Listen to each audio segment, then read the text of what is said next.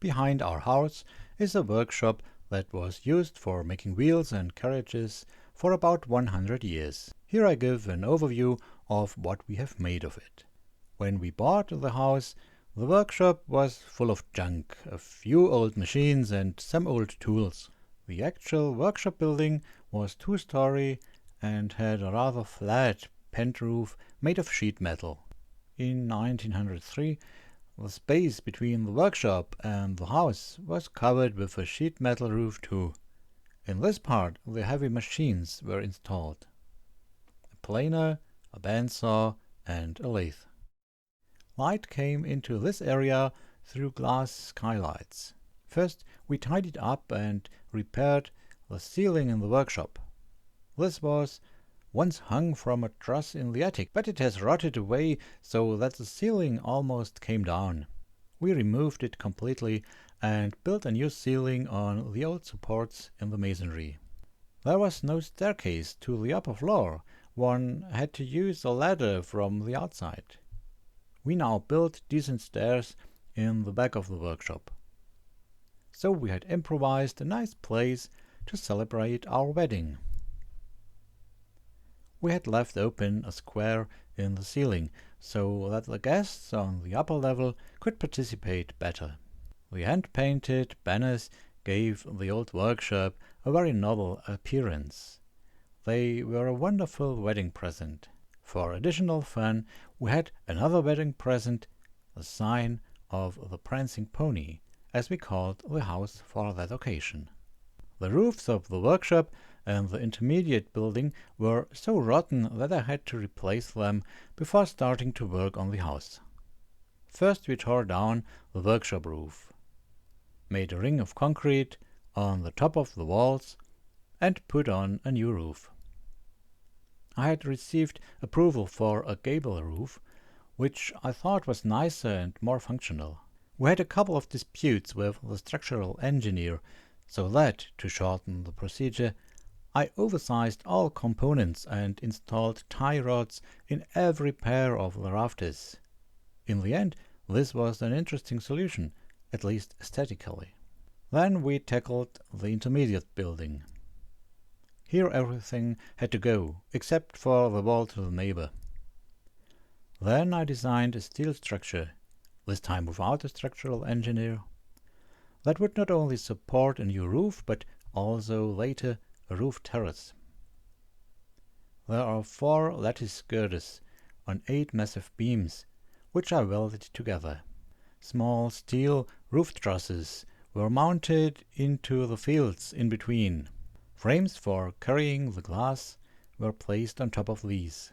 The grooves in between and the space all around were sealed by the roofing company. Later, the construction for the roof terrace was screwed onto strong bolts. In the middle area, where light should come to the glazing, we installed gratings. They actually let a surprising amount of light into the area below, where I set up the old machines.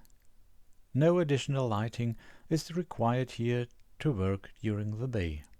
But it is much darker in the actual workshop, as there are only windows to the north side. While I was working on the house, it has been through several improvised states. It wasn't until we moved in that I had the opportunity to set up the workshop properly. But exactly when I had done so, I noticed that the ancient wooden floor was rotten in one place, and the wood was worn away in some places too. Where the workbenches once stood, only 2 of the original 5 centimeters were left. When trying to mend it, it turned out that the entire floor was soaked with poisonous wood preservatives. So I had to destroy the beautiful new order immediately, move out everything, tear out the floor, and dig a bit into the ground. We then made a concrete floor. I miss the old wooden floor, but a level, resilient floor also has its advantages. Now everything is back in place. Here's a desk for drawing plans. It comes from a former hat shop nearby. On the window side, the workbench for metalwork, where the welder is and the anvil, which comes from the old workshop. Storing many tools in open boxes may seem inconvenient, but I've got used to it. Only those tools that have to be sorted to be practical are lined up on the wall.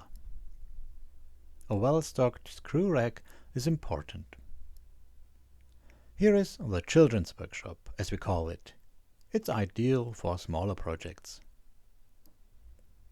If someone wonders where the ceiling opening from the wedding has gone, I closed it because it wasn't really necessary in the long term, and the space gained on the upper floor was considerable. We call the upper floor the ballroom, and it's just great to have such a versatile room. Finally, we finished building the roof terrace. In places where no gratings were planned, we installed some planters and some floorboards. Each of the children got their own vegetable patch.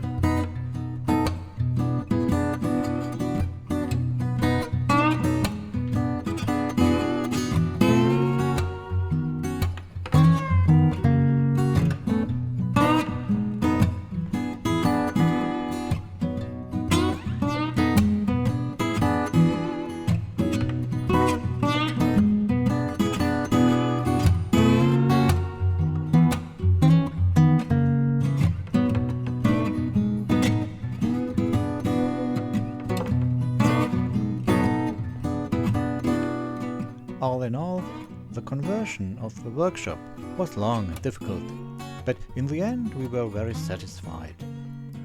And the roof terrace has become a cozy space between the house and the workshop.